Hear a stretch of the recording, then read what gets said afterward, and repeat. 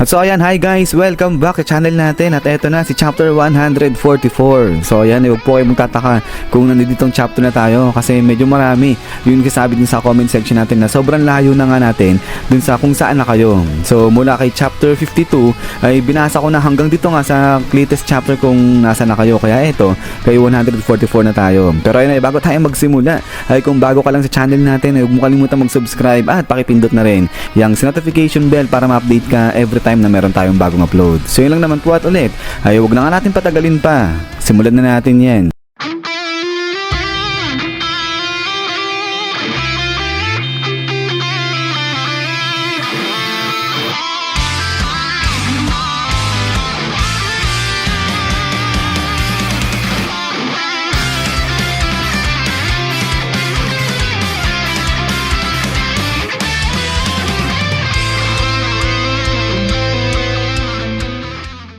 At so dito ngayon magsisimula sa may building na to kung saan nakatayo etong si Jinwoo, dahil hinahanap niya na nga dyan si Jinho. Kasi nga diba may kumuha may kumidnap kay Jinho. So kaya dito pinagmamasdang maigi niya etong buong syudad. At nasa isip dito ni Jinwoo na hindi kaya etong sila Jinho umalis na ng city. Pero tuloy niya dito na pero malabong mangyari yun. Kasi nga itong si Jinho ay kahit gaganyan-ganyan lang yan ay combat type siya na rank din naman. At kahit na marami yung kumuha sa kanya pero mga normal na tao lang, hindi pa rin yun sasapat, di pa rin yun uubra kay Jinho. At saka isa pa ay yung kapag yung sasakyan na ginamit nga raw na dapat papunta sa may Hunter Bureau tapos biglang aalis ng city, mapapansin daw yan ni Jinho at pwede siyang pumalag. Pero hindi nga nangyari yun. So ang pinupunto lang dito ngayon ni Jinwoo na matitindi, malakas din yung kumuha nga dyan kay Jinho. At eto, yung lead daw kasi na iniwan lang ng mga suspect dyan ay sinasabi nga na nanggaling sila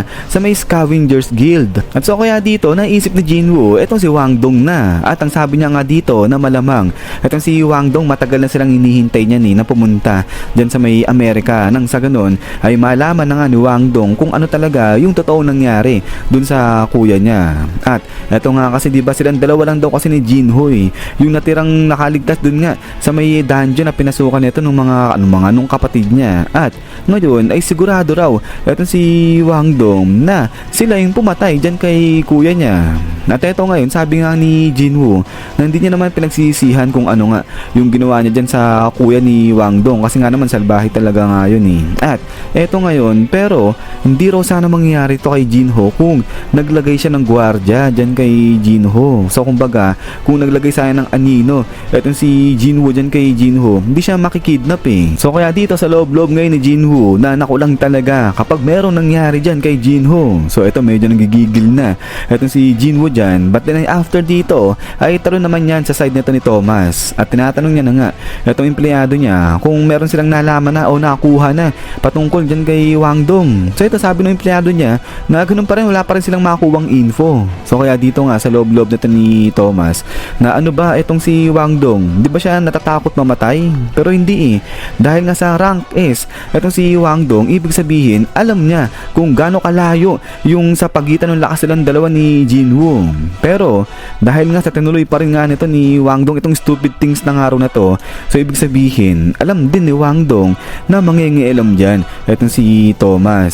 So kaya ngayon dito ay dagdag pa ni Thomas na masyadong mabait yata siya din sa mga guild members niya. At so kaya ayan, tawag niya na si Laura ngayon dyan. So eto na yung sekretary niya at tinatanong ni Thomas kung ano na yung sitwasyon. So dito sagot etong si Laura, at ang sabi niya nga dito na sa tulong ng Hunters Bureau ay na-analyze na nila yung pattern ng galaw nito ni Wang Dong. At base sa datang nakuha nila ay nung sa mga nakalipas na buwan, etong si Wang Dong may 3 pagkakataon na meron siyang iisang lugar lang na pinupuntahan sa lahat ng mga activity ginagawa niya. So kaya etong si Thomas sabi niya, okay sige kung ganun, at papuntahin na nila lahat ng mga guild members nila dun sa lugar na yon. At pati etong si Thomas pupunta rin daw dun. Pero ito tuloy pa ngayon ni Thomas, paano na-convince nito ni Laura na makipagtulungan sa kanila yung Hunters Bureau? Di ba hindi basta-basta tumutulong yung mga yon. So sagot etong si Laura, sabi niya nga dyan na kasi sinabi sabi niya,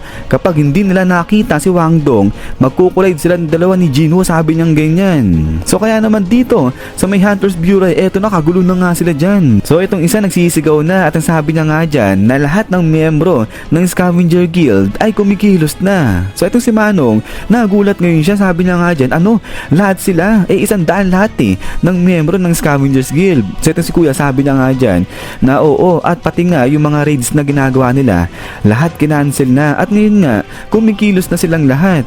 So dito ay napapaisip na itong si Manong, sabi niya nga dyan, kung yung gantong kalaking pagkilos ng Scavengers Guild ay nangyayari na, ang ibig sabihin niyan si Thomas yung nasa likod niyan.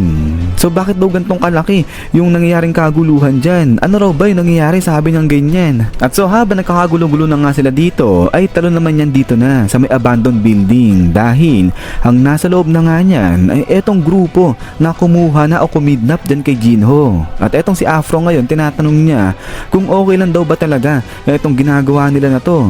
So eto, sagot na etong si Wang Dong. So eto nga kasama etong si Wang Dong sa kumidnap dyan kay Jinho at ang sabi niya nga dyan na okay lang naman daw talaga itong ginagawa nila kasi nga wala naman daw siyang planong gawin na kung ano dyan kay Jinho. Meron lang talaga siya na gustong malaman. At saka isa pa, sa loob-loob nito ni Wang Dong, na warningan na raw siya ni Thomas na huwag nang i-approach si Jinwoo. At alam niya raw yun, talagang hindi niya i-approach si Jinwoo kasi nga meron naman daw isang tao na pwede mag-provide sa kanya nung gusto niyang malaman. At so dito tuloy pa ngayon ni Wang Dong na sinabihan niya naman daw etong si Jinho, nasabihin lang ni Jinho yung katotohanan sa kung ano nga nangyari doon sa kuya niya.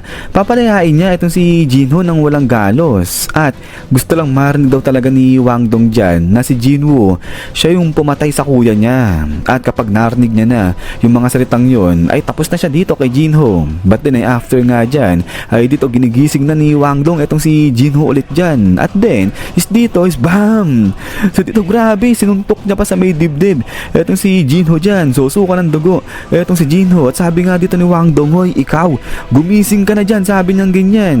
So dito salita yung isang kasama niya, sabi niya nga dyan, aba, ang tibay talaga nito ni Jinho, talagang tanker siya. Kasi nga, kung sa iba raw yan, ay kayo na pang patay yung ginaganyang ganyan ito ni Wang Dong. So itong si Wang Dong, sagot siya, sabi niya nga dyan, na commendable naman na talaga yung sa pagiging matapang nito ni Jinho. Pero, ang tigas daw masyado nito ni Jinho, di niya maintindihan. Hindi naman daw porket magmamatigas dyan.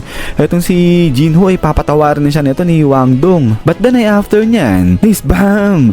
So dito grabe nung tugpa ng pagkalakas-lakas ni Wang Dong etong si Jinho dyan sa may pader. At dito salita etong si Wang Dong, sabi niya nga na makinig etong si Jinho dyan. Kasi nga nakikita raw ba ni Jinho itong kasama dyan ni Wang Dong, yung patawa-tawa lang na yan, malupit daw, magaling na healer yan. Kaya kapag nakikita na nila na etong si Jinho malapit ng mamatay, ay ililigtas daw siya ng lalaki na yan, ihihili siya. So ibig sabihin, hanggat hindi nagsasalita, hindi sinasabi ni Jinho yung katotohanan dyan, ay ito-torture lang nila ng ito-torture etong si Jinho dyan. At saka isa pa, nandito daw sila sa isang abandonadong factory na matagal na nagsara, 5 years na nga raw sarado yan. Kaya kahit na anong sigaw pa yung gawin dito ni Jinho, walang makakarinig sa kanya, walang magliligtas sa kanya, sabi niyang ganyan.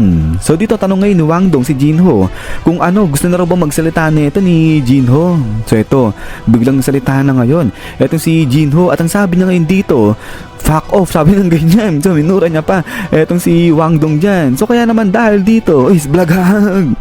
So grabe, didik-dik na ni Wang Dong etong si Jinho dyan nga sa may pader. So talaga namang gigil na gigil etong si Wang Dong dyan. So kaya eto salita etong si Afro, sabi niya nga dyan na teka lang, magdahan-dahan, mag-ingat etong si Wang Dong kasi nga ayaw daw natin ni Afro yung makasuhan pa siya ng murder dahil lang sa pera, sabi niyang ganyan. So dito sabi nga nito ni Wang Dong, sige, mag-iingat siya. Pero tuloy pa ngayon nga dito ni Wang Dong na sige, magsimula na nga raw sila, sabi niyang ganyan. So dito napatanong na etong si Jinho, pero grabe, magang-magana etong mata niya dyan. At ang sabi niya, teka lang, anong sinasabi mo dyan, anong ibig mo sabihin? So ito sagot etong si Wang Dong, sabi niya nga dyan, ang ibig sabihin niya ay ngayon pa lang siya magsisimula, sabi niyang ganyan. So grabe, matindi etong si Wang Dong. Pero dito biglang napatahimik, napahinto etong si Wang Dong, sabay biglang tingin siya sa malayo at dito labas na ngayon etong isa sa mga anino nga ni Jinwoo. So ito isang orc. So kaya dito ay tigil nga itong sila Wang Dong at ayun, nagtatanggal na ng jacket. Itong si Wang Dong sabi nga nila, teka lang, meron bang dungeon break or something? Pero eto nga, yung orc, yung anino dito ni Jinwoo ay nanginginig na, parang natatakot nga siya dyan. So kaya nga sabi ngayon ng mga kasama ni Wang Dong, teka tignan nyo, yung orc parang natatakot yata sa'yo, sabi nilang ganyan kay Wang Dong. Pero eto, biglang belo ngayon ng suntok, etong si Wang Dong babanatan niya na. Etong orc, sabay sabi niya nga dyan, na wala siyang oras para makipaglaro. But then, ay dito biglang may nagsalita at sabi nga dyan, exchange, sabing ganyan. At so dito biglang nagliwanag na nga etong orc at then pagkatapos niyan, ay talo naman muna dito sa pamilya nga ni Jinwoo at etong mama niya, nag-aalala, sabi niya nga dyan, kamusta na kaya si Jinwoo? So dito, ay biglang labas lang sa gilid. Etong si Berot, sabi niya nga dyan, na kung alam lang neto ng mama nga ng hari nila, ay kapag nagalit si Jinwoo, ay walang lugar na makakaligtas at walang kung sino man yung makakaligtas nga sa galit ni Jinwoo. At then dito ay nood lang sa TV. Etong sila mama na nga dyan at ayun labas na sa TV. Etong si Jinwoo. Pero maya pa etong si Beru ay biglang may naramdaman siyang kung ano at eto nga natakot bigla. Etong si Beru sabi niya nga dyan, teka lang, ano tong pakiramdam na to? Naramdaman ko na to dati sabi niyang ganyan. At eto nga, nagagalit nga raw yung hari nila, sabi niyang ganyan. So kaya pala natatakot dito etong si Beru. But then ay dito sa kabilang banda, dito naman sa guild na to na kasalukuyang mag-raid naman, ay sinasabihan na ng leader nila itong mga kasamahan niya na mag-iingat sila sa pagpasok nga o sa pagtapos sa mga dungeons dahil ang dami na nga raw namamatay. So itong guild na to, by the way, ito nga yung night guild na nakasama na ni Jinwoo sa pag-raid. But then ay habang nagsasalita nga dyan, itong si leader ay biglang gumalaw itong anino niya dyan sa may likuran niya. So kaya itong si Yuntei napasigaw, sabi niya nga dyan, teka lang, ano yun? So ito, nagulat din si leader, sabi niya, teka, ano nangyayari? So ito, sagot si Yuntei, sabi niya nga dyan, nakakita niya yung anino ng leader nila biglang gumalaw, parang biglang nag-growl nga raw at parang tatakot, parang buhay pa yung anino ng leader niya dyan. So kaya itong si leader, sabi niya, ito nga yung sinasabi niya kay Yuntei, wag uminom bago nga sila pumasok dyan sa dungeon. Pero ito, nagagalaite itong si Yuntei, sabi niya nga dyan, di siya nakainom, okay lang siya. Totoo yung sinasabi niya, nakita niya gumalaw yung anino nito ni leader nila. So ito, sabi ng leader nila, sige mag-break nga muna, wag munang sumama sa kanila etong si Yuntei dyan. Pero ibig sabihin nga lang nito na lahat ng mga anino dito ni Jinwoo ay nararamdaman yung takot, yung galit ng boss nga nila. At so after nga nyan ay talo na dito sa mga sasakyan na to dahil nandiyan na nga etong si Thomas. So papunta na sila sa lugar kung nasaan etong si Wang Dong. At dito pinapatigilan ni Thomas etong sasakyan dyan sa may driver niya. So tanong, etong driver niya, sabi niya nga dyan, ano po yun sir? So sagot ulit si Thomas, sabi niya nga dyan, na itigil na nga itong sasakyan. So grabe,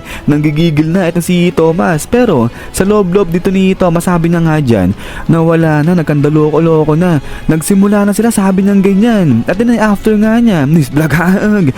So dito, biglang sinira na ni Thomas itong pintuan ng sasakyan niya. At sabay, biglang labas na siya dito sa may sasakyan. So dito, baling siya sa may driver niya. At sabi niya nga dyan, na sumunod lang sila dito kay Thomas sa bilis na makakaya nila. At then ay pagkatapos niya, nispak.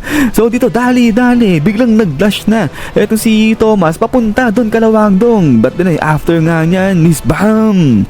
So dito naman sa kabilang banda, biglang na body blow na, nasikmuraan na eto si Wang Dong dyan. At dito sa kabilang banda, parang biglang natulala eto mga kasama dito ni Wang Dong. At then pagkatapos nga niya, nispak. So dito biglang suka ng dugo etong si Wang Dong. At then after niya, nisblagag. So grabe dito, lipad, talsik etong si Wang Dong dyan. Sabay, biglang tawa na nga dito etong si Jinwoo. Bakit? Kasi nga, biglang dating na dito etong bida natin. Biglang sulpot na dyan etong si Jinwoo ngayon. At then ay pagkatapos niyan, is yan guys, so hanggang dito lang etong si chapter 144 natin. So ayan, ay sa wakas nabigyan na rin etong si Wang Dong ng isa. Pero yan ay hintay-hintay lang para sa kasunod nga nito. At ulit ay maraming salamat sa panood dito kay sa leveling natin. So yun pala, huwag nyo kalimutan mag-iwan ng like kung matripan nyo. So yun lang naman, so lagi mag-ingat, God bless nyo lahat. Kita-kits tayo ulit.